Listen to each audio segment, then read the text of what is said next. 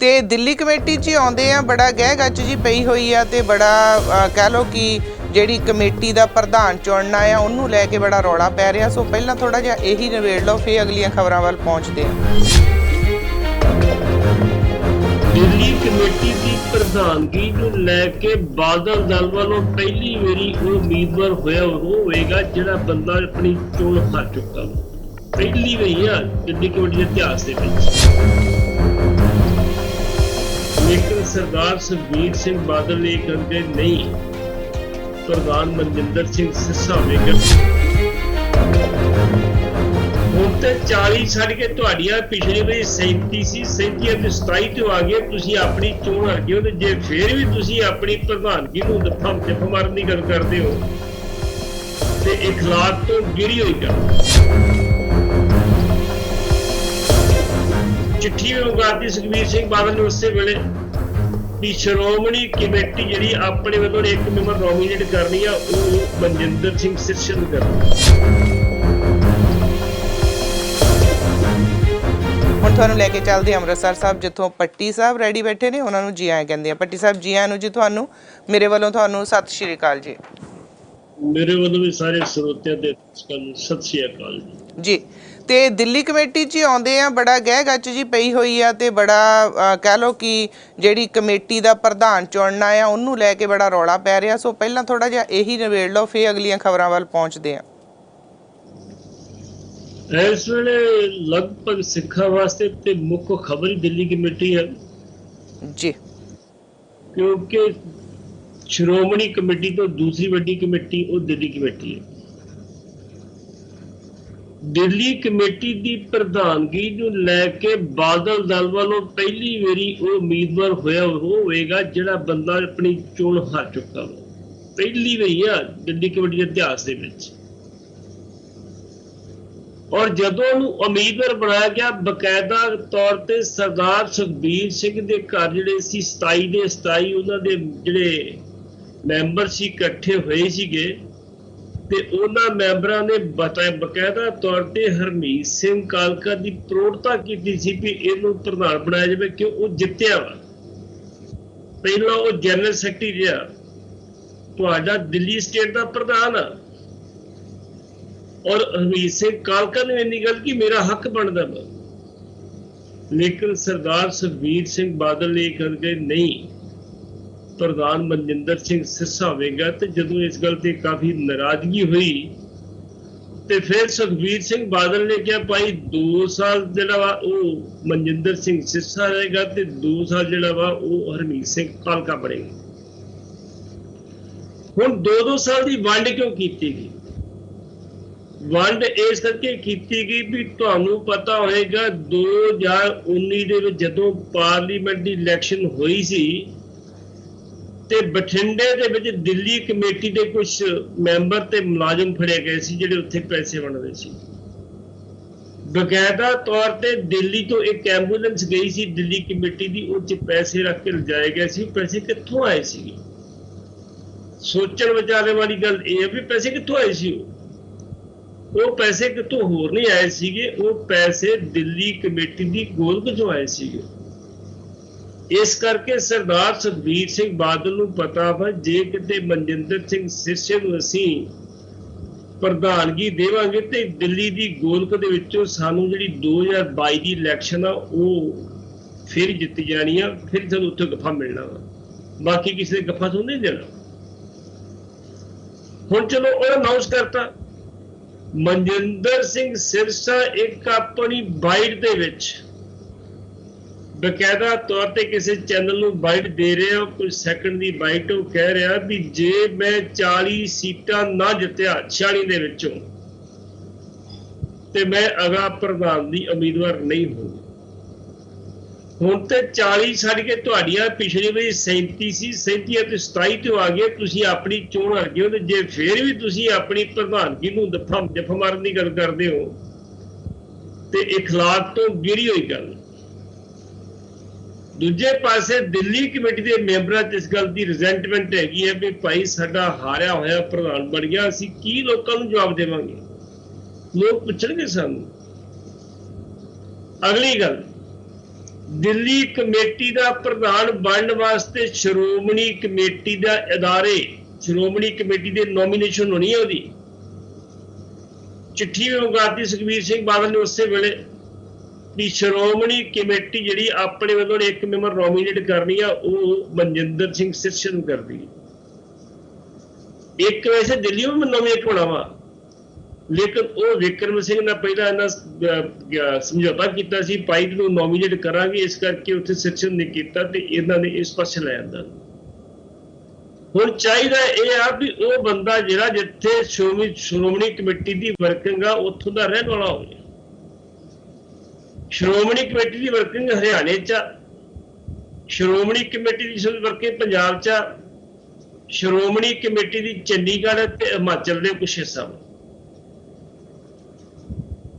ਹੁਣ ਮਨਜਿੰਦਰ ਸਿੰਘ ਸਿਰਸਾ ਦੀ ਰਹਿਸ਼ ਦਿੱਲੀ ਦੇ ਵਿੱਚ ਆ, ਉਹ ਕਾਨੂੰਨੀ ਤੌਰ ਤੇ ਉੱਥੋਂ ਦਾ ਜਿਹੜਾ ਉਹ ਮੈਂਬਰ ਨਹੀਂ ਪੈ ਸਕਦਾ, ਨੋਮੀਨੇਟ ਨਹੀਂ ਹੋ ਸਕਦਾ। ਉਹਨੂੰ ਹੁਣ ਉਹਦਾ ਐਡਰੈਸ ਪੁਰਾਣਾ ਕੋਈ ਟੁੱਟਾ ਫੁੱਟਾ ਘਰ ਹੋਏਗਾ ਸਿਰਸੇ ਦੇ ਵਿੱਚ, ਉਹਦਾ ਐਡਰੈਸ ਦੇ ਕੇ ਉੱਥੇ ਮੈਂਬਰ ਪਾਇਆ ਜਾਏਗਾ। ਕੱਲ ਨੂੰ ਇਹ ਗੱਲਾਂ ਜਿਹੜੀਆਂ ਮੁੜ ਕੇ ਕੋਰਟ ਦਾ ਹਿੱਸਾ ਬਣਨੀਆਂ ਨੇ, ਇਹ ਮੁੜ ਕੇ ਕੇਵਲ ਚ ਮਾਉਣੇ ਜਾਣੇ ਆ। ਹੁਣ ਮਨਜਿੰਦਰ ਸਿੰਘ ਸਿਰਸਾ ਆ ਗਿਆ, ਇਹਦੀ ਅਪੁਆਇੰਟਮੈਂਟ ਕਿਵੇਂ ਹੋਣੀ? ਹੋਣੀ ਪਹਿਲੀ ਗੱਲ ਤੇ ਹੁਣ 15 ਦਿਨਾਂ ਤੋਂ ਜਿੱਦਣ ਰਿਜ਼ਲਟ ਆਇਆ 25 ਤਰੀਕ ਤੋਂ ਲੈ ਕੇ ਤੇ 15 ਦਿਨਾਂ ਦੇ ਵਿੱਚ ਇਹਨਾਂ ਦੀ ਪਹਿਲਾਂ ਨੋਮੀਨੇਸ਼ਨ ਹੋਣੀ ਹੈ, 2 ਬੰਦਿਆਂ ਦੀ ਤੇ 2 ਸਿੰਘ ਸਭਾਵਾਂ ਦੇ ਲਾਟਰੀ ਚੁਣੇ ਜਾਣੇ ਆ, 4 ਚੁਣੇ ਜਾਣੇ। ਇਹਨਾਂ 15 ਦਿਨ ਦੇ ਵਿੱਚ ਹੋਣੀ ਆ ਤੇ ਅਗਲੇ 15 ਦਿਨਾਂ ਦੇ ਵਿੱਚ ਮੁੜ ਕੇ ਪ੍ਰਧਾਨਗੀ ਦੀ, ਮੀਤ ਪ੍ਰਧਾਨਗੀ ਦੀ, ਜਨਰਲ ਸੈਕਟਰੀ ਦੀ, ਜੁਆਇੰਟ ਸੈਕਟਰੀ ਦੀ, ਇਹ ਸਾਰੀ ਮੁੜ ਕੇ ਨਾਲ ਐਡਜੈਕਟਿਵ ਦੀ ਚੋਣ ਹੋਣੀ। ਮਤਲਬ ਕਹਿਣ ਤੋਂ ਭਾਵ ਆ 1 ਮਹੀਨੇ ਦੇ ਵਿੱਚ ਪ੍ਰਕਿਰਿਆ ਪੂਰੀ ਕੀਤੀ ਜਾਣੀ। ਦੂਜੇ ਪਾਸੇ ਪਰਮਜੀਤ ਸਿੰਘ ਸਰਨਾ ਨੇ ਜਨਤਕ ਤੌਰ ਤੇ ਕਹਿ ਦਿੱਤਾ ਵੀ ਭਾਈ ਮਨਜਿੰਦਰ ਸਿੰਘ ਸਿਰਸੇ ਨੂੰ ਅਸੀਂ ਕਿਸੇ ਵੀ ਸੂਰਤ ਵਿੱਚ ਪ੍ਰਧਾਨ ਨਹੀਂ ਬਣ ਦੇਵਾਂਗੇ, ਕਿਉਂਕਿ ਉਹ ਹਾਰਿਆ ਹੋਇਆ ਵਿਅਕਤੀ ਹੈ। ਜੇ ਉਹਨਾਂ ਅਨਾਉਂਸ ਕਰਤਾ ਇਹਦਾ ਮਤਲਬ ਮੈਂਬਰਾਂ 'ਚ ਕਿਤੇ ਰਿਜ਼ੈਂਟਮੈਂਟ ਹੈ, ਮੈਂਬਰ ਜਿਹੜੀ ਆ ਕ੍ਰਾਸ ਵੋਟਿੰਗ ਕਰ ਸਕਦੇ ਆ, ਹਰ ਵਾਰੀ ਹੁੰਦੀ ਹੈ ਕ੍ਰਾਸ ਵੋਟਿੰਗ। ਇਸ ਕਰਕੇ ਜਿਹੜੇ ਪਰਮਜੀਤ ਸਿੰਘ ਸਰਨਾ ਉਸ ਗਰੁੱਪ ਦੇ ਕੋਲੇ 14 ਮੈਂਬਰ ਉਹਨਾਂ ਦੇ ਆ, 3 ਮੈਂਬਰ ਜਿਹੜੇ ਆ ਉਹ ਮਨਜੀਤ ਸਿੰਘ ਜੀਕੇ ਦੇ ਆ, 1 ਮੈਂਬਰ ਭਾਈ ਰਣਜੀਤ ਸਿੰਘ ਦੀ ਪੰਥਕ ਲਹਿਰ ਦਾ ਵਾ, 1 ਮੈਂਬਰ ਆਜ਼ਾਦ ਹੱਤਿਆ, ਉਹ ਭਰਕੇ ਟੋਟਲ 19 ਮੈਂਬਰ ਬਣਦੇ ਆ। ਨੋਮੀਨੇਸ਼ਨ ਹੁੰਦੀ ਹੈ, ਜਿਹੜੇ 2 ਮੈਂਬਰ ਨੋਮੀਨੇਟ ਕਰਦੇ ਆ ਉਹ 16 ਮੈਂਬਰਾਂ ਦੇ ਪਿੱਛੇ 1 ਮੈਂਬਰ ਆਉਂਦਾ ਤੇ ਪਿਛਲੀ ਵਾਰੀ 37 ਮੈਂਬਰ ਹੋਣ ਕਰਕੇ ਬਾਦਲ ਦਲ ਦੇ ਦੋਵੇਂ ਨੋਮੀਨੇਟ ਹੋ ਗਏ ਸੀ। ਹੁਣ ਉਹਨਾਂ ਕੋਲ 27 ਨੇ, ਇਸ ਕਰਕੇ 1 ਨੋਮੀਨੇਟ ਬੰਦੇ ਦਾ ਮੈਂਬਰ ਆ ਉਹ ਸਰਨਾ ਭੈਣ ਦਾ ਹੋਏਗਾ। ਮਤਲਬ ਕਿ ਪਰਮਜੀਤ ਸਿੰਘ ਸਰਨਾ ਜਿਹੜਾ ਵਾ ਉਹ ਨੋਮੀਨੇਟ ਹੋ ਜਾਏਗਾ, ਉਹਨਾਂ ਦੀ ਗਿਣਤੀ 20 ਹੋ ਜਾਏਗੀ। 20 ਹੋਣ ਤੋਂ ਬਾਅਦ 2 ਜਿਹੜੇ ਸਿੰਘ ਸਭਾਵਾਂ ਚੋਣੇ, ਲਾਟਰੀ ਚੋਣੇ ਆ, 350 ਦੇ ਕਰੀਬ ਸਿੰਘ ਸਭਾਵਾਂ ਵਾ, ਜਿਨ੍ਹਾਂ ਦੀ ਬਕਾਇਦਾ ਤੌਰ ਤੇ ਪ੍ਰਕਿਰਿਆ ਉਹੀ ਹੈ ਕਿ ਉਹ ਲਿਖ ਕੇ ਦੇਣਗੇ ਸਿੰਘ ਸਭਾਵਾਂ ਬਕਾਇਦਾ ਤੌਰ ਤੇ 1 ਮੈਂਬਰ ਜਿਹੜਾ ਜਾਂ 2 ਮੈਂਬਰ ਜਿਹੜੇ ਆ ਉਹ ਆਪਣੇ ਨੋਮੀਨੇਸ਼ਨ ਕਰਨਗੇ। ਪ੍ਰਕਿਰਿਆ ਉਹੀ ਹੈ ਵੀ ਇਸ ਦਿਨ ਤੱਕ ਨੋਮੀਨੇਸ਼ਨ ਕਰੋ, ਇਸ ਦਿਨ ਤੱਕ ਵਾਪਸੀ ਲੈ ਲਓ। ਫਿਰ ਉਹਦੀ ਲੋਟਰੀ ਕੱਢੀ ਜਾਏਗੀ। ਉਹ ਲੋਟਰੀ 'ਚ ਕਿਹੜੇ ਬੰਦੇ ਆਉਂਦੇ ਆ, ਉਹ ਮੋਸਟ ਪ੍ਰੋਬੇਬਲੀ ਦਿੱਲੀ ਦੇ ਬੰਦੇ ਹੋਣਗੇ ਤੇ ਉੱਥੇ ਸਰਨਿਆਂ ਦਾ ਦਬਦਬਾ ਜ਼ਰੂਰ ਹੋਏਗਾ ਕਿ ਦਿੱਲੀ ਦੇ ਰਹਿਣ ਵਾਲੇ ਨੇ। 1 ਮਹੀਨਾ ਆ ਜੀ, ਦੇਖਦੇ ਆਉਣ ਵਾਲੇ ਸਮੇਂ 'ਚ ਇਹਦੇ ਕੀ ਸਿੱਟੇ ਨਿਕਲਦੇ ਆ। ਜੀ ਜੀ ਜੀ ਜੀ।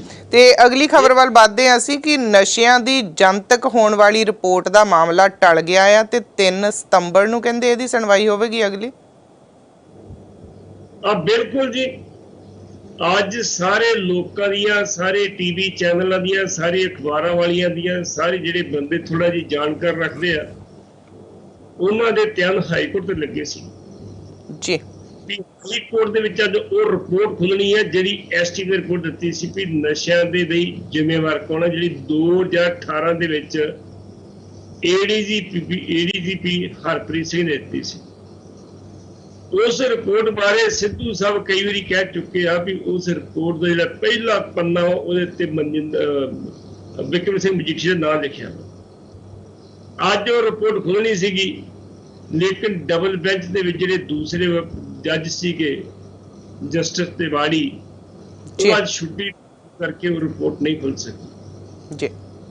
हर शुक्रवार इस बेंच की वारी आती है इस करके ये बेंच की वारी फिर हुण शुक्रवार हैगी करीब 3 तरीक है शायद उस दिन बनती जी जी 10 सितंबर। हाँ जी जो वो रिपोर्ट की तथली माईदी है की हुंदा ये हुण उस हफ्ते लगेगा जी। ते सिद्धू साहब दे सलाहकार मलविंदर सिंह माली भी कहंदे अस्तीफा दे गए, उन्हां नूं की हो गया जी? नहीं अस्तीफा नहीं कह सकते आपां ਜਿਹੜੀ ਉਹਨਾਂ ਸਪਸ਼ਟ ਕੀਤੀ ਉਹ ਕਹਿੰਦੇ ਵੀ ਲਿਖਤੀ ਪੜਤੀ ਨਾ ਤੇ ਮੇਰੀ ਕੋਈ ਇੰਟਰਵਿਊ ਹੋਈ ਹੈ ਤੇ ਨਾ ਮੈਨੂੰ ਕੋਈ ਅਪਾਇੰਟਮੈਂਟ ਮਿਲੀ ਹੈ। ਅੱਛਾ ਜੀ। ਇਸੇ ਕਰਕੇ ਮੈਂ ਜ਼ਬਾਨੀ ਕਲਾਮੀ ਉਹਨਾਂ ਸਲਾਹਕਾਰ ਸੀ ਤੇ ਮੈਂ ਉਹ ਸਲਾਹਕਾਰ ਦੀ ਜਿਹੜੀ ਮੈਨੂੰ ਲਕਬ ਦਿੱਤਾ ਸੀ ਮੈਂ ਉਹ ਛੱਡਿਆ। ਸੋ ਜ਼ਬਾਨੀ ਕਲਾਮੀ ਉਹ ਸਲਾਹਕਾਰ ਬਣੇ ਸੀ ਤੇ ਜ਼ਬਾਨੀ ਕਲਾਮੀ ਹੀ ਉਹ ਕਹਿ ਗਿਆ ਵੀ ਮੈਂ ਛੱਡਿਆ, ਲਿਖਤ ਪੜਤ ਨਹੀਂ ਸੀ ਹੋਈ। ਤੇ ਉਹ ਹੈ ਕਲਾਕਾਰ ਬੰਦੇ ਆ उन्होंने कुछ लाइना लिखिया जिहड़ियां मैं तुहानूं पढ़ के सुनाउणियां जरूरी समझदा हां। जी जी बिल्कुल। वो कहंदे जुबानबंदी लागू करवाउणा फासीवाद दा मुढला हथियार हुंदा है। दिल्ली दे पार्लीमेंट स्ट्रीट थाने विच मेरी जम्मू कश्मीर संबंधी पाई फेसबुक पोस्ट नूं आधार बना के मेरे खिलाफ भाजपा दे कौमी बुलारे आरपी सिंह ते भारती जनता युवा मोर्चा दे कौमी सकत्तर जिहदे बारे चर्चित गुंडे यही कहते वो कह रहा तजिंदरपाल सिंह बग्गा ने रोजाना जारी रिपोर्ट दर्ज करवाई है जिन्हों DDR कह देंगे वो FIR नहीं होंगी FIR तो कहते DDR होंगी है। मैनू पंजाब स्टूडेंट यूनियन जिसका मैं जनरल सकत्तर भी रहा मैं पहले शहीद जगतार गुरु सर सुधार संबंधी मरहूम हरभजन सिंह सोई दी लिखी कविता दी लाइना याद आ रही हैं। हर मिट्टी दी आखण हर मिट्टी दी अपनी खसलत हर मिट्टी कुटिया नहीं भुरदी हर फट्टड़ मत्था नहीं झुकदा बन लाया हर छल नहीं रुकदी। उन्होंने ये लाइना कीआं मैंने मैनू तुसी जो मर्जी रोक लो मैं जी अपनी गल करनी है इंडिपेंडेंट करनी है वो मैं अपनी करनी है मैनू सिद्धू साहब का कोई सलाह देने की लोड़ नहीं जी जी। ਤੇ ਪੱਟੀ ਸਾਹਿਬ ਰਾਜਾ ਵੜਿੰਗ ਦਾ ਦਰਜੀਆਂ ਨਾਲ ਮਾਮਲਾ ਨਿਬੜ ਗਿਆ ਸੀ ਤੇ ਹੁਣ ਉਹਨੇ ਸੱਪ ਦੀ ਖੁੱਡ 'ਚ ਹੱਥ ਪਾ ਲਿਆ, ਸਿੱਖ ਜਥੇਬੰਦੀਆਂ ਨਾਲ ਸਿੱਧਾ ਮੱਥਾ ਲਾ ਲਿਆ, ਗੁਰਦਾਸ ਮਾਨ ਦਾ ਪਰਚਾ ਰੱਦ ਕਰਵਾ ਲਿਆ ਕਹਿੰਦੇ। ਜਿੱਥੋਂ ਤੱਕ ਰਾਜਾ ਵੜਿੰਗ ਹੈ ਜੀ ਅਕਸਰ ਹੀ ਕਿਸੇ ਮਾਮਲੇ ਨੂੰ ਲੈ ਕੇ ਉਹ ਚਰਚਾ 'ਚ ਰਹਿੰਦਾ ਜੀ। ਤੁਹਾਨੂੰ ਪਤਾ ਹੋਏਗਾ ਜਦੋਂ 2012 ਦੇ ਵਿੱਚ ਪਹਿਲੀ ਵਾਰੀ ਚੋਣ ਜਿੱਤਿਆ ਸੀ ਗਿੱਦੜਬਾਹਾ ਤੋਂ ਤੇ MLA ਬਣਿਆ ਸੀਗਾ ਇਹ ਬੰਦੇ ਦੇ ਮੋਟੇ ਗਲੇਡੂ ਵਿਧਾਨ ਸਭਾ ਸੁੱਟੇ ਸੀ। ਕਿਉਂ ਸੁੱਟੇ ਸੀ ਵੀ ਇਹਦੇ ਤੇ ਦੋਸ਼ ਲੱਗਦਾ ਸੀ ਵੀ ਤੇਰੇ ਘਰ ਤੱਕ ਜਾ ਰਹੀ ਆ ਵਿਜੀਲੈਂਸ ਕਿਉਂਕਿ ਤੇਰੇ ਉਹਨਾਂ ਸਮਗਲਰਾਂ ਨਾਲ ਸੰਬੰਧ ਆ ਜਿਹੜੇ ਨਸ਼ਾ ਵੇਚਦੇ ਭਾਵੇਂ ਉਹ ਪੋਲੀਟੀਕਲ ਵੈਂਡੇਟਾ ਸੀਗਾ ਤੇ ਇਹਨੇ ਗਲੇਡੀ ਛੁੱਟੀ ਸੀ। ਮੇਰਾ ਕਸੂਰ ਦੱਸੋ ਕੀ ਆ। ਉਦੋਂ ਬਿਕਰਮ ਸਿੰਘ ਮਜੀਠੀ ਨੇ ਬਕਾਇਦਾ ਤੌਰ ਤੇ ਖਲੋ ਕੇ ਕਿਹਾ ਸੀ ਰਾਜਾ ਵੜਿੰਗ ਤੇਰੇ ਤੇ ਛੋਟੀ ਜੀ ਭੀੜ ਬਣੀ ਆ ਤੇ ਤੂੰ ਅੱਜ ਗਲੇਡੂ ਛੁੱਟਣ ਡਿਆ ਵਾ ਮੇਰੇ ਵੱਲੇ ਵੇਖ मैं किन्ना संताप बढ़ा रहा मेरे ते किहड़े दोष नहीं लगे गए मैनू किहड़ी गल मेरे नाल जोड़ी नहीं गई मेरे लिए वेख मैं अंदरों तू तो बाहरों मैं अंदरों आउण डिया। हुण राजा वड़िंग जिहड़ा अजिहा व्यक्ति है किते ना किते कोई ना कोई पंगा पा लेंदा तो दर्जी गल सी मेरे को पैसे ले लो तुसीं फलाणे कर लो जी ढींगड़े दे जो दर्जी दबका मारिया भी तू कौन होवे भी इन्नी गल कहण वाला भी मैनू पैसे दित्ते जी। लेकिन हुण राजा वड़िंग ने की किया राजा वड़िंग कहता वा मुराद शाह के डेरे के उत्ते लाडी शाह प्रति जिहड़ा उत्थों का सेवादार जिहड़ा चिलम बुझण नहीं दिंदा ਉਹਦੇ बारे गुरदास मान ने यह गल कही सी ये भल्ले ने ते तीसरे पातशाह गुरु अमरदास जी भी भल्ले सी। ਇੰਨੀ गल कही उन्हें गां गल नहीं की गां जोड़ी गई आ भी ਉਹਦੀ गुरु साहब तुलना की है। ਉਹਦੇ ਵਿੱਚ ਜਲੰਧਰ ਦੀ ਕੋਈ ਵੀ ਜਥੇਬੰਦੀ ਅੱਗੇ ਸਾਹਮਣੇ ਨਹੀਂ ਆਈ। ਅੰਮ੍ਰਿਤਸਰ ਤੋਂ ਹੋਰ ਥਾਵਾਂ ਤੋਂ ਜਥੇਬੰਦੀਆਂ ਬਕਾਇਆ ਤੌਰ ਤੇ ਗਈਆਂ ਨੇ ਉਹਨਾਂ ਨੇ ਜਾ ਕੇ ਦਰਖਾਸਤ ਦਿੱਤੀ ਆ ਵੀ ਇਹਨੇ ਗੁਰੂ ਸਾਹਿਬ ਦੀ ਤੋਹੀਨ ਕੀਤੀ ਆ, ਇਹਦੇ ਗੁਰਦਾਸ ਮਾਨ ਦੇ ਖਿਲਾਫ ਮੁਕੱਦਮਾ ਦਰਜ ਕੀਤਾ ਜਾਵੇ ਜੀ। 4 ਦਿਨ ਉਹ ਬੈਠੇ ਰਿਹਾ ਤੇ ਫਿਰ ਜਾ ਕੇ ਮੁਕੱਦਮਾ 295 ਇਹਦਾ ਦਰਜ ਹੋਇਆ ਤੇ ਰਾਜਾ ਬੜੀ ਕਹਿੰਦਾ ਨਹੀਂ, ਗੁਰਦਾਸ ਮਾਨ ਨੇ ਬੜੀ ਸੇਵਾ ਕੀਤੀ, ਉਹਨੇ ਕੋਈ ਗਲਤੀ ਨਹੀਂ ਕੀਤੀ। ਅਸੀਂ ਮੁੱਖ ਮੰਤਰੀ ਸਾਹਿਬ ਨੂੰ ਮਿਲਾਂਗੇ, ਅਸੀਂ DGP ਸਾਹਿਬ ਨੂੰ ਮਿਲਾਂਗੇ, ਮਿਲ ਕੇ ਤੇ ਇਹ ਪਰਚਾ ਰੱਦ ਕਰਾਂਗੇ। ਉਹਦੇ ਵਿੱਚ ਉਹਨਾਂ ਨੇ ਕਹਿਤਾ, ਹੁਣ ਬਲਬੀਰ ਸਿੰਘ ਮੁੱਛਲ ਨੇ ਸ਼੍ਰੀ ਗੁਰੂ ਗ੍ਰੰਥ ਸਾਹਿਬ ਸਤਿਕਾਰ ਕਮੇਟੀ ਦੇ ਜਿਹੜੀ ਫੈਡਰੇਸ਼ਨ ਮਹਿਤਾ ਹੈਗੀ ਆ, ਉਹਦੇ ਮੁਖੀ ਭਾਈ ਰਣਜੀਤ ਸਿੰਘ ਨੇ ਦਮਦਮੀ ਟਕਸਾਲ, ਉਹਦੇ ਵਿੱਚ ਭੁਪਿੰਦਰ ਸਿੰਘ ਛੇਜੂਨ, ਇਹਨਾਂ ਨੇ ਕਹਿਤਾ ਵੀ ਰਾਜਾ ਵੜਿੰਗ ਤੂੰ ਸੱਪ ਦੀ ਖੁੱਡ 'ਚ ਹੱਥ ਨਾ ਪਾ। ਅਸੀਂ ਇਹ ਕਰ ਰਹੇ ਹਾਂ ਵੀ ਗੁਰਦਾਸ ਮਾਨ ਦੀ ਗ੍ਰਿਫਤਾਰੀ ਬਿਨਾਂ ਕਿਸੇ ਦੇਰੀ ਤੋਂ ਕੀਤੀ ਜਾਵੇ ਤੇ ਤੂੰ ਇਹ ਕਹਿੰਦਾ ਮੁਕੱਦਮਾ ਦਰਜ ਕਰਾ ਦੇਗੇ, ਲੋੜ ਪਈ ਤੇ ਤੇਰੇ ਬੂਹੇ ਅੱਗੇ ਜਾ ਕੇ ਅਸੀਂ ਧਰਨਾ ਦੇਵਾਂਗੇ, ਤੈਨੂੰ ਸਵਾਲ ਪੁੱਛਾਂਗੇ, ਤੂੰ ਸਾਡੇ ਸਵਾਲਾਂ ਦਾ ਜਵਾਬ ਦੇ। ਫਿਰ ਜੀ ਇਹ ਰਵਨੀਤ ਬਿੱਟੂ ਨੇ ਇੰਨੀ ਤਾੜਨਾ ਕੀਤੀ ਆ ਤੇ ਤੂੰ ਵੀ ਜੋ ਬੋਲਦਾ ਸਿੱਖਾਂ ਦੇ ਖਿਲਾਫ, ਜਥੇਬੰਦੀ ਦੇ ਖਿਲਾਫ, ਤੂੰ ਵੀ ਬੰਦੇ ਦੇ ਪੁੱਤ ਬਣ ਜਾ। ਨਹੀਂ ਸਾਨੂੰ ਪਤਾ ਵਾ ਤੇਰੀ ਲੀਡਰੀ ਜਿਹੜੀ ਉਹ ਕਫਲਾਂ 'ਚੋਂ ਨਿਕਲੀ ਆ, ਤੈਨੂੰ ਨੰਗਿਆ ਕਰਾਂਗੇ ਅਸੀਂ ਕੀ ਕਰਾਂਗੇ। ਅੱਗੇ ਵੇਖੋ।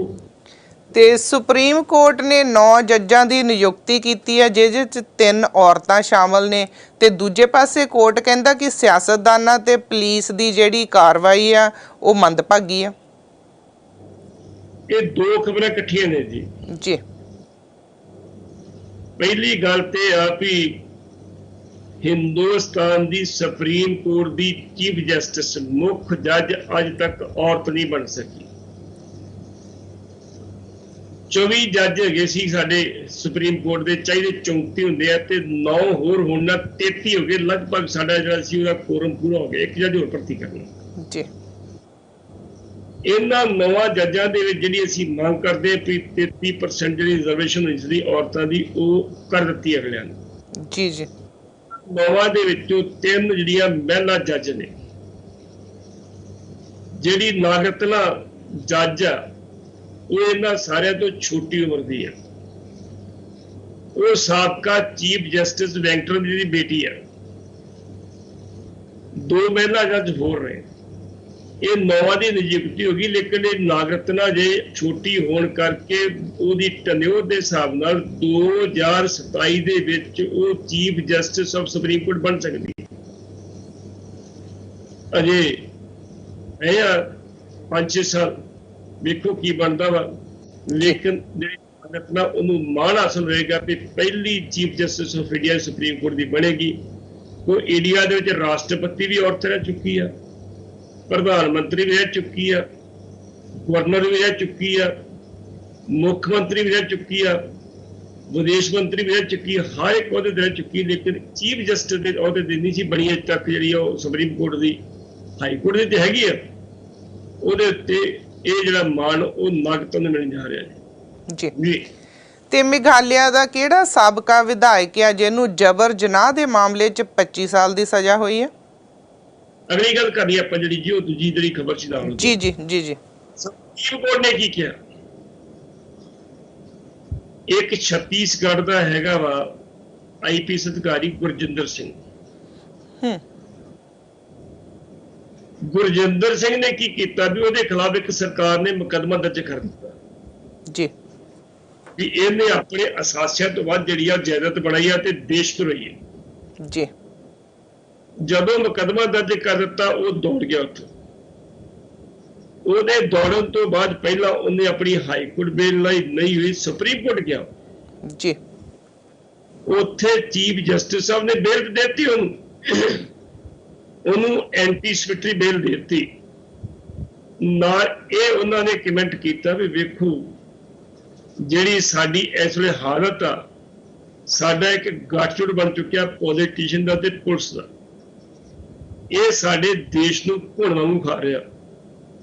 ਜਿਹੜੀ ਗੁਰਜਿੰਦਰ ਸਿੰਘ ਦੇ ਕੰਮ ਹੋਇਆ ਇਹ ਵੀ ਇਸੇ ਕਰਕੇ ਹੋਇਆ, ਜਾਂ ਤਾਂ ਉਹਨੇ ਕੰਮ ਕੀਤਾ ਨਹੀਂ ਕਿਸੇ ਪੁਲਿਸ ਪੋਲੀਟੀਸ਼ੀਅਨ ਦਾ, ਤੇ ਜਾਂ ਫਿਰ ਇਹ ਆਪਣੇ ਹਿੱਸਾ ਵੰਡਣ ਤੋਂ ਲਈ ਹੋਈ ਹੈ। ਉਹਨਾਂ ਕਿਹਾ ਵੀ ਇਸ ਕਰਕੇ ਪੁਲਿਸ ਤੇ ਪੋਲੀਟੀਸ਼ੀਅਨ ਦਾ ਗੱਠਜੋੜ ਤੋੜਨ ਦੀ ਸਖਤ ਜ਼ਰੂਰਤ ਹੈ। ਇਹ ਗੱਠਜੋੜ ਦੇਸ਼ ਨੂੰ ਘੁਲਣ ਨੂੰ ਖਾ ਰਿਹਾ ਵਾ।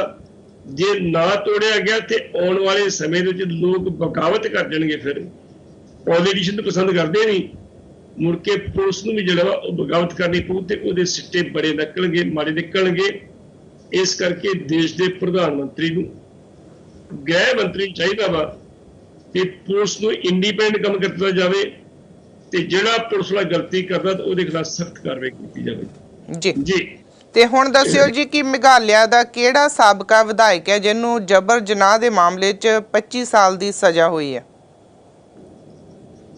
ਇਹ ਵਿਧਾਇਕ ਜੀ ਪਹਿਲਾਂ ਉੱਥੋਂ ਦੀ ਇੱਕ ਜਥੇਬੰਦੀ ਹੁੰਦੀ ਸੀ, ਖਾੜਕੂ ਜਥੇਬੰਦੀ ਜੀ, ਉਹਦਾ ਮੁਖੀ ਰਿਹਾ 2008 ਦੇ ਵਿੱਚ, ਜੇਲ੍ਹ 'ਚ ਵੀ ਰਿਹਾ। ਜੇਲ੍ਹ 'ਚ ਜਾਣ ਤੋਂ ਬਾਅਦ 2013 ਦੇ ਵਿੱਚ ਚੋਣ ਲੜੀ।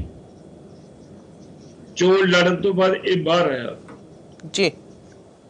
2016 ਦੇ ਵਿੱਚ ਇਹਨੇ ਇੱਕ ਨਾਬਾਲਗ ਲੜਕੀ ਨਾਲ ਬਲਾਤਕਾਰ ਕੀਤਾ। ਭਾਵੇਂ ਕਿ ਕਹਿਣ ਵਾਲੇ ਕੁਝ ਹੋਰ ਕਹਿੰਦੇ ਆ, ਲੇਕਿਨ ਨਾਬਾਲਗ ਨਾਲ ਤੁਸੀਂ ਕੋਈ ਇਹੋ ਜਿਹੀ ਗਲਤ ਹਰਕਤ ਕਰਦੇ ਤੇ ਉਹ ਬਲਾਤਕਾਰ ਕਰਿਆ ਜਾਣਾ। ਜੀ ਬਿਲਕੁਲ। ਉਹ ਬਲਾਤਕਾਰ ਕੀਤਾ ਤੇ ਇਸ ਵਿਅਕਤੀ ਨੂੰ ਜਿਹੜਾ ਸੀ ਇਹ ਦੌੜ ਗਿਆ ਉੱਥੋਂ।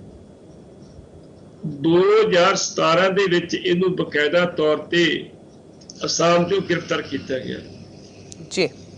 ਸਮਾਂ ਜੇਲ੍ਹ 'ਚ ਰਿਹਾ, ਮੁੜ ਕੇ ਨੂੰ ਜ਼ਮਾਨਤ ਮਿਲ ਗਈ।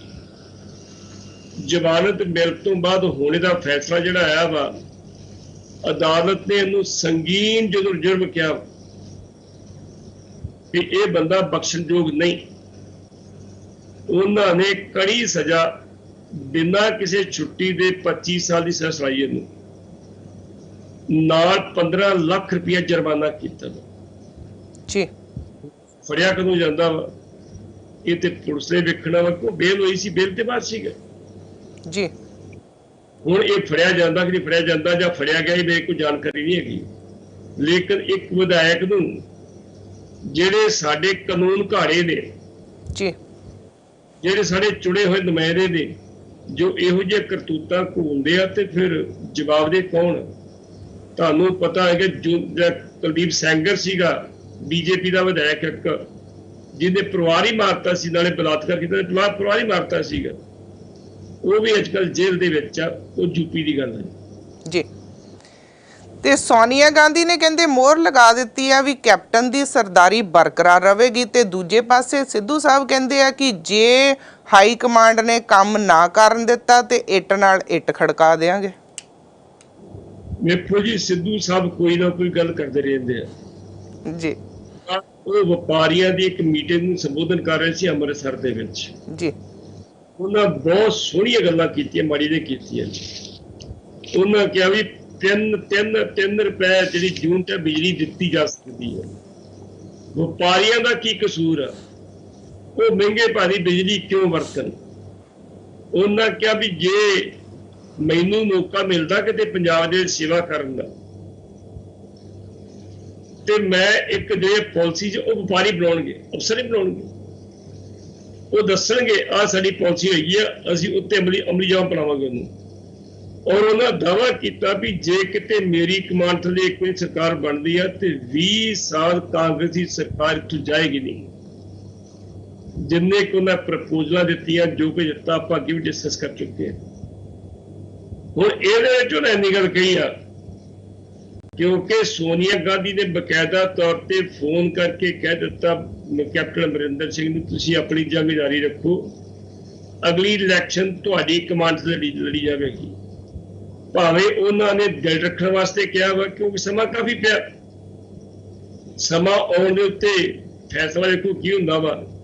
ਲੇਕਿਨ ਕੈਪਟਨ ਸਿੱਧੂ ਨੇ ਕਿਹਾ ਨਹੀਂ ਗੱਲ, ਸਿੱਧੂ ਸਾਹਿਬ ਨੇ ਗੱਲ ਕਹੀ ਆ ਕਿ ਜੇ ਮੈਨੂੰ ਇੰਡੀਪੈਂਡੈਂਟ ਕੰਮ ਕਰਨ ਦੀ ਖੁੱਲ੍ਹ ਨਾ ਦਿੱਤੀ ਤੇ ਮੈਂ ਇੱਟ ਨਾਲ ਇੱਟ ਖੜਕਾ ਦਿਆਂਗਾ।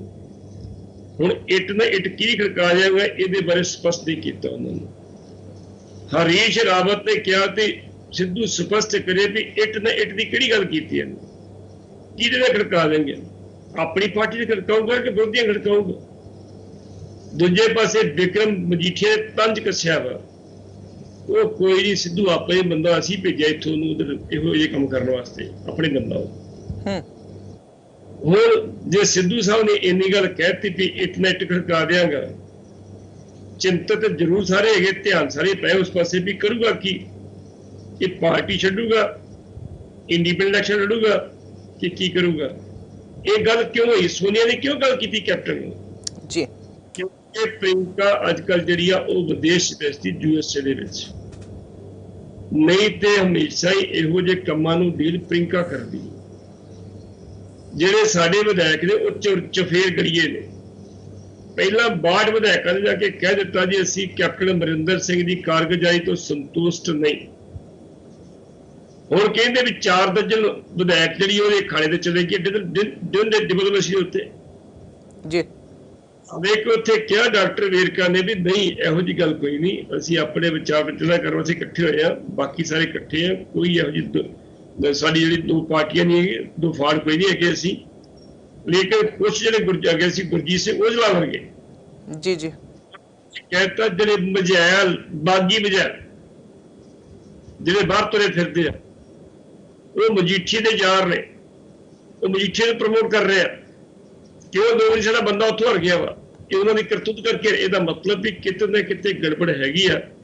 ਇਸ ਕਰਕੇ ਸਿੱਧੂ ਸਾਹਿਬ ਨੇ ਇੱਟ ਨਾ ਇੱਟ ਜਿਹੜੀ ਖੜਕਾਉਣ ਦੀ ਗੱਲ ਕੀਤੀ ਆ, ਆਉਣ ਵਾਲੇ ਦਿਨਾਂ ਦੀ ਉਹਨਾਂ ਦੀ ਇੱਕ ਕਲੈਰਿਟੀ ਬਣ ਸਕਦੀ ਆ, ਔਰ ਉਹਨਾਂ ਨੂੰ ਸਪਸ਼ਟ ਕਰਨਾ ਪੈਗਾ ਵੀ ਕਿਹਨੂੰ ਸੰਬੋਧਨ ਕੀਤਾ ਉਹਨਾਂ ਨੇ। ਜੀ ਬਿਲਕੁਲ ਪੱਟੀ ਸਾਹਿਬ, ਦੇਖਦੇ ਆ ਸਿੱਧੂ ਸਾਹਿਬ ਇੱਟ ਨਾ ਇੱਟ ਖੜਕਾ ਕੇ ਕਿੰਨੀ ਕਰੋੜੀ ਕੁੱਟਦੇ ਆ। ਵੀਕਐਂਡ ਆ ਰਿਹਾ, ਤੁਸੀਂ ਖਿਆਲ ਰੱਖਿਓ। ਹੁਣ ਤੁਹਾਡੇ ਨਾਲ ਸੋਮਵਾਰ ਫਿਰ ਮੁਲਾਕਾਤ ਹੋਵੇਗੀ, ਤਦ ਤੱਕ ਸਤਿ ਸ਼੍ਰੀ ਅਕਾਲ ਜੀ। ਬਿਲਕੁਲ ਜੀ, ਸਾਡੀ ਕੋਸ਼ਿਸ਼ ਹੁੰਦੀ ਹੈ ਕਿ ਹਮੇਸ਼ਾ ਹੀ ਅਸੀਂ ਤੁਹਾਡੇ ਤੱਕ ਪੰਜਾਬ ਦੀ ਖਬਰਸਾਰ ਤੇ ਇਸ ਦੇ ਨਾਲ ਨਾਲ ਕਿਸਾਨ ਅੰਦੋਲਨ ਦੇ ਵਿੱਚ ਕੀ ਹੋ ਰਿਹਾ ਤੇ ਸਾਡੇ ਸਥਾਨਕ ਕਿਹੜੀਆਂ ਖਬਰਾਂ, ਇਹਨਾਂ ਸਾਰੀਆਂ ਨੂੰ ਤੁਹਾਡੇ ਤੱਕ ਲੈ ਕੇ ਆਉਣ ਦੀ ਕੋਸ਼ਿਸ਼ ਕਰਦੇ ਹਾਂ। ਤੇ ਦੱਸ ਦਈਏ ਕਿ ਸਾਡੇ ਖਬਰਸਾਰ ਦੇ ਸਪਾਂਸਰ ਯੈਲੋ ਚਿੱਲੀ ਡੈਲਟਾ ਦੇ ਵਿੱਚ ਆ। ਇਹ ਫਰਸਟ ਰੈਸਟੋਰੈਂਟ ਆ BC ਦੇ ਵਿੱਚ, ਜਿਹੜਾ ਸੰਜੀਵ ਕਪੂਰ ਜਿਨ੍ਹਾਂ ਨੂੰ ਤੁਸੀਂ ਸਾਰੇ ਜਾਣਦੇ ਹੋ, ਉਹਨਾਂ ਦੇ ਵੱਲੋਂ ਇਹ ਜਿਹੜਾ ਉਹਨਾਂ ਦਾ ਰੈਸਟੋਰੈਂਟ ਆ 88 ਐਂਡ ਸਕਾਟ ਰੋਡ ਤੇ ਆ। ਸੋ ਆਉਣ ਵਾਲੇ ਸਮੇਂ ਦੇ ਵਿੱਚ ਲਾਈਵ ਔਨ 에ਅਰ ਸਾਂਝਾ TV ਕਰਨ ਜਾ ਰਿਹਾ ਤੇ ਤੁਹਾਨੂੰ ਇਸ ਦੇ ਦਰਸ਼ਨ ਵੀ ਕਰਵਾਵਾਂਗੇ, ਪਰ ਫੂਡ ਇਹਨਾਂ ਦਾ ਬਾਕਮਾਲ ਆ। So thank you very much ਸਾਡੇ ਸਾਰੇ ਹੀ ਸਪਾਂਸਰਸ ਆ। ਤੇ ਵੀਕਐਂਡ ਆ ਰਿਹਾ, ਜੇ ਅਸੀਂ ਸੋਚਦੇ ਹਾਂ ਪਰਿਵਾਰਾਂ ਦੇ ਨਾਲ ਕਿਤੇ ਪਲਾਨ ਕਰਨਾ, ਤੇ ਪਲੀਜ਼ ਤੁਸੀਂ ਆਪਣਾ ਤੇ ਪਰਿਵਾਰਾਂ ਦਾ ਖਿਆਲ ਜ਼ਰੂਰ ਰੱਖਿਓ। ਗਾਈਡਲਾਈਨਸ ਕੋਵਿਡ ਦੀਆਂ ਜ਼ਰੂਰ ਫੋਲੋ ਕਰਿਓ। ਜਿਨ੍ਹਾਂ ਨੇ ਹੱਲੇ ਵੈਕਸੀਨ ਨਹੀਂ ਲਈ ਤੇ ਤੁਸੀਂ ਜ਼ਰੂਰ ਨੇੜੇ ਦੇ ਕੋਵਿਡ ਦੇ ਸੈਂਟਰ 'ਚ ਜਾ ਕੇ ਵੈਕਸੀਨ ਲਓ। ਤੁਸੀਂ ਅਫਵਾਹਾਂ ਤੋਂ ਬਚੋ। ਸਾਰਿਆਂ ਨੇ ਅਸੀਂ ਕੋਵਿਡ ਦੀ ਵੈਕਸੀਨ ਲਈ ਹੈ, ਸੇਫ ਆ। ਅਸੀਂ ਸਾਰੇ ਹੀ ਜਿਹੜੇ ਆਪਣੀ ਜ਼ਿੰਮੇਵਾਰੀ ਸਮਝਦੇ ਹੋਏ ਅਸੀਂ ਕੋਵਿਡ ਨੂੰ ਛੇਤੀ ਹੀ ਇੱਥੇ ਕੰਟਰੋਲ ਕਰਨ ਦੀ ਕੋਸ਼ਿਸ਼ ਕਰੀਏ, ਅਸੀਂ ਵੈਕਸੀਨ ਲੈ ਲਈਏ। ਸੋ ਬਹੁਤ ਸਾਰੇ ਲੋਕੀ ਅਪਾਇੰਟਮੈਂਟਸ ਬੁੱਕ ਵੀ ਕਰ ਰਹੇ ਹੈਗੇ ਆ, ਪਰ ਹੁਣ ਤੁਹਾਨੂੰ ਬਹੁਤਾ ਸਮਾਂ ਇੰਤਜ਼ਾਰ ਨਹੀਂ ਕਰਨਾ ਪੈਂਦਾ, ਲਾਈਨਾਂ ਦੇ ਵਿੱਚ ਨਹੀਂ ਖੜਨਾ ਪੈਂਦਾ। ਬਹੁਤ ਸਾਰੇ ਕੋਵਿਡ ਸੈਂਟਰ ਹੈ ਜਿੱਥੇ ਤੁਸੀਂ ਡਰਾਈਵ ਥਰੂ ਜਾ ਸਕਦੇ ਆ। ਗੱਡੀ 'ਚੋਂ ਬਾਹਰ ਨਿਕਲਣ ਦੀ ਵੀ ਤੁਹਾਨੂੰ ਲੋੜ ਨਹੀਂ ਕਿ ਤੁਸੀਂ ਆਪਣੀ ਗੱਡੀ 'ਚ ਬੈਠੇ ਆ, ਸਮਾਂ ਤੁਹਾਡਾ ਬੁੱਕ ਆ ਤੇ ਗੱਡੀ 'ਚ ਬੈਠਿਆਂ ਦੇ ਆ ਕੇ ਟੀਕਾ ਲਾ ਜਾਂਦੇ ਆ। ਇੰਨੀ ਉਹਨਾਂ ਨੂੰ ਜ਼ਿਆਦਾ ਤੁਹਾਡੀ ਸਿਹਤ ਦਾ ਫਿਕਰ ਆ, ਤੇ ਤੁਸੀਂ ਵੀ ਥੋੜ੍ਹਾ ਜਿਹਾ ਫਿਕਰ ਕਰੋ।